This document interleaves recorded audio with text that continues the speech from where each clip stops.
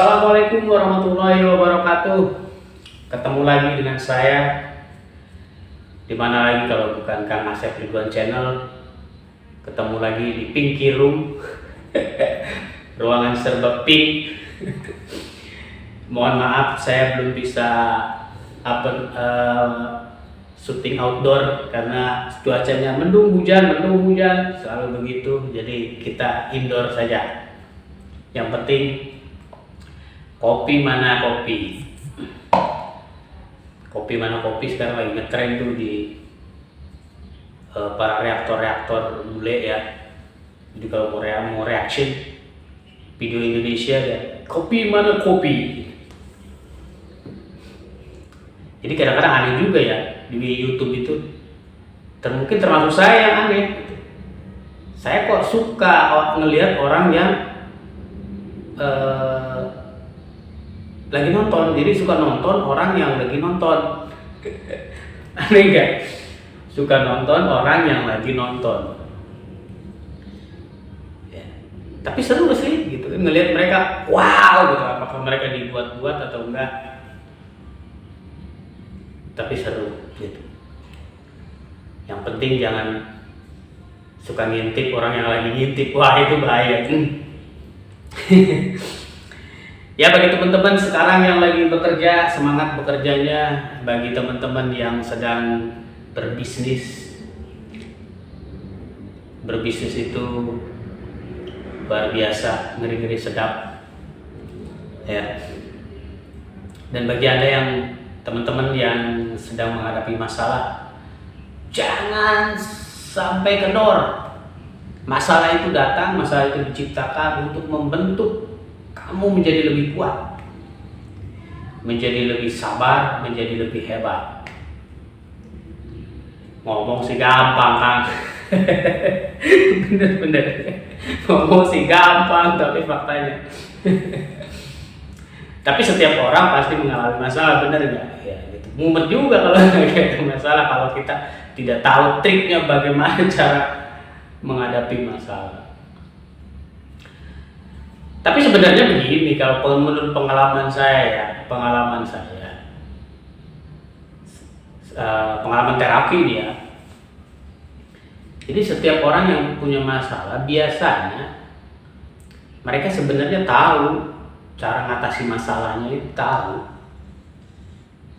Cuma kebanyakan orang mereka itu mencari pembenaran bahwa dia menderita, bahwa dia disakiti, gitu kan. Mencari pembenaran itu. Bayangkan, sakit kan? Gitu. Masalahnya. Jadi kalau misalnya hidupnya susah, ya sebenarnya mereka tahu caranya apa. Ya, kerja keras, gitu kan, kerja cerdas, berusaha terus. Cuma yang mencari pembenaran bahwa dia itu menderita.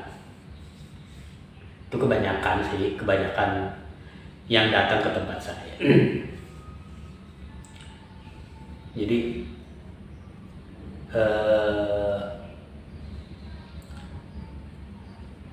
ketika kita saya pernah baca buku judulnya The Giant Within. Bukunya tebal banget. Itu kalau baru lihat bukunya aja udah mules. Tebal segini, ada berapa ratus itu. Jadi di buku itu bilang gini. Jadi ketika kalian mendapatkan masalah atau menghadapi satu kondisi yang katakanlah bermasalah, kualitas bertanya itu menentukan bagaimana kalian bisa keluar dari masalah itu. Gitu. Jadi ketika ada masalah atau menghadapi masalah, kualitas bertanya pada siapa? Bertanya pada diri sendiri.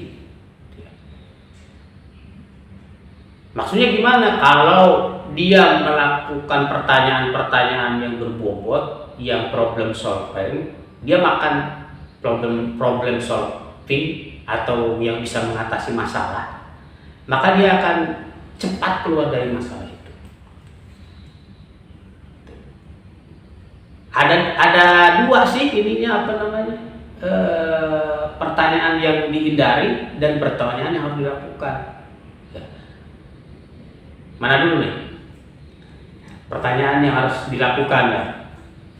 Jadi ketika kita di dalam suatu kondisi yang gak enak atau bermasalah, katakan seperti itu, atau masalah itu kan banyak ya, misalnya dililit utang, atau misalnya misal keuangan, atau masalah rumah tangga, atau masalah bisnis, masalah hubungan, relationship gitu kan. Pertanyaan yang pertama adalah gini, apa istimewanya dari peristiwa ini? Itu yang harus diajukan ke dalam diri kita. Atau misal begini, ini Allah misalnya membawa saya ke masalah ini, memberikan masalah ini, apa sih maksud Allah? Gitu kan? Hikmahnya apa sih di balik peristiwa ini? Gitu. Nah, harus dapat itu. Ya. Yang kedua adalah pertanyaan yang diawali oleh kata bagaimana. Jadi ketika kita menghadapi masalah, tanyakan pada diri sendiri dengan diawali kata bagaimana. Karena begini, pertanyaan diawali dengan bagaimana itu jawabannya adalah dia solusi. Ya, bagaimana caranya saya bisa membalikan situasi ini? Bagaimana caranya saya bisa keluar dari masalah ini? Itu ya. Terus ajukan pertanyaan itu dengan diawali kata bagaimana. Terus sampai menemukan jawaban. Nanti ketika jawaban muncul, oh kamu harus begini, ya tinggal dicatat aja. Nanti tinggal ujung-ujungnya kamu mau eksekusi apa enggak. Kalau bisa mau mengeksekusi ya cepat dia keluar dari masalah itu. Kalau misal tidak mau mengeksekusi ya lama gitu. Nah, yang selanjutnya adalah hindari pertanyaan dengan diawali kata kenapa. Karena pertanyaan dengan kenapa itu memunculkan jawaban-jawaban penyebab masalah. Kenapa hidup saya begini? Otak dan pikiran Anda memberikan jawaban. Karena kamu malas, karena kamu egois, mungkin terus karena orang tua kamu tidak sayang, atau misalnya karena begini. Ketika jawaban itu banyak, ternyata itu penyebab masalah, Anda pusing, ya, pusing yang ternyata banyak masalah yang harus diselesaikan. Itu. Jadi